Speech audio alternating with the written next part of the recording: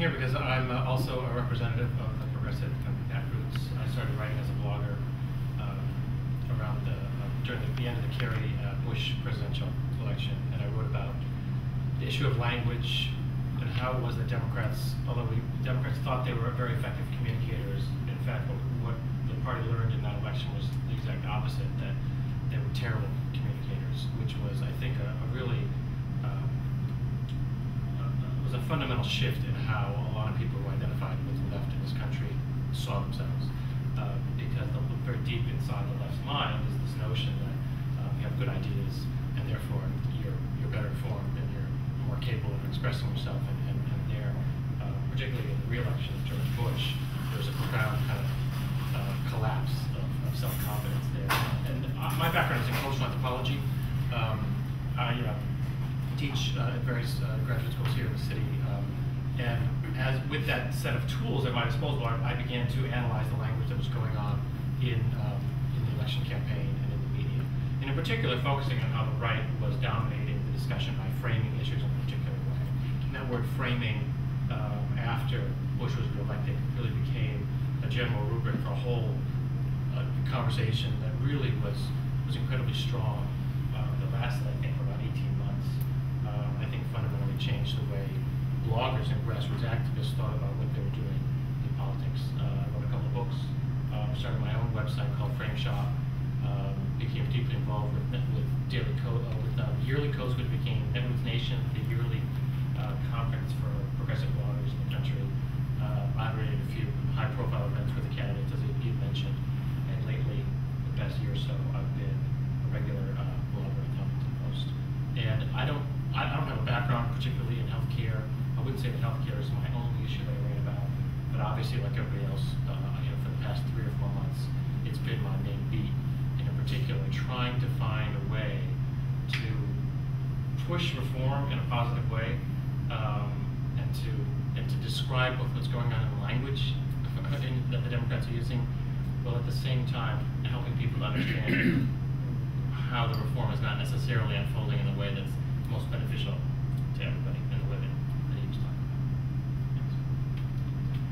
about. I'm Tom Davis. I work for the North Jersey Media Group, which is actually I work for the Record, which is a division of the North Jersey Media Group. It's a newspaper, it's been out for a long time, but I write about mental health issues. I've been writing about them for about 6 years.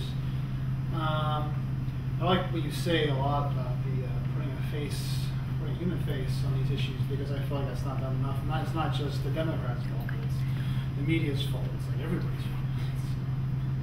I don't know if they have, as I was telling you, I don't necessarily have a background in psychology, but per se, but it's a bunch of interests born out of my family history, mental health, and it's something that kind of became an issue that I wanted to focus on 6 years ago. In fact, those of you, by the way, who've written books, if you refer me to literary agents, not to be shill here, but I have a book I've been shopping around about my family history, my wife, my family's mental health history, which is really, I think, extraordinary.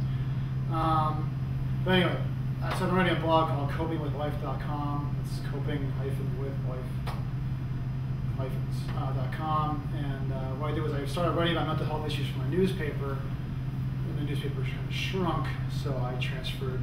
And also, then I also got my master's degree at Columbia, so I shifted a lot of my work that I learned from as a digital media major at Columbia to the internet. And now I write about those sorts of things like putting face on mental health issues, and that deals with the healthcare crisis. That deals with we had talked about issues like PTSD. That's one kind of issue that seems to be kind of lying below the surface. You have 2 wars going on right now, and how are we going to treat these people as they come home, as they be rotated in and out? And, they suffer. A lot of people don't really show the effects of PTSD until maybe like 10 years out. That was the experience with Vietnam, as a matter of fact.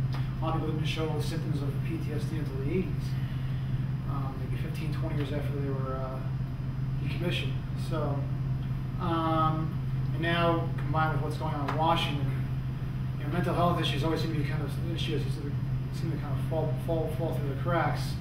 When you talk about healthcare, we were talking before. I mean, healthcare with mental health is such, I think, on a much more complex level, because a lot of the treatment is very broad based and not specialized as it should be.